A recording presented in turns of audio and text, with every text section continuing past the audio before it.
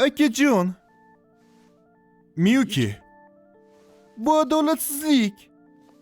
Men har doim juda ham hijolat tortaman. Va siz hech qachon qoshingizni ham ko'tarmaysiz. Hoy, Miyuki, men eshit. Yoki siz meni ayol sifatida ko'rmaysizmi? Agar shunday bo'lganda, muammoga duch kelgan bo'lardik. Aka, siz Saygusi senpai kabi qizlarni afzal ko'rasizmi? Yoki Vatanabe senpai kabi qizlarnimi? Bugun ular bilan suhbatlashayotganingizda yaxshi vaqt o'tkazgan ko'rinasiz. Bizni kuzatdingmi? Men buni bilgandim. Ularning ikkalasi ham shunday go'zallar. Qo'y, Miyuki xonim. Hech narsani chalkashtirib yubormadingizmi? Atrofingiz to'la go'zal yuqori sinf qizlari hamda miyangiz to'la qo'polliklar. Sizni jazolash kerak.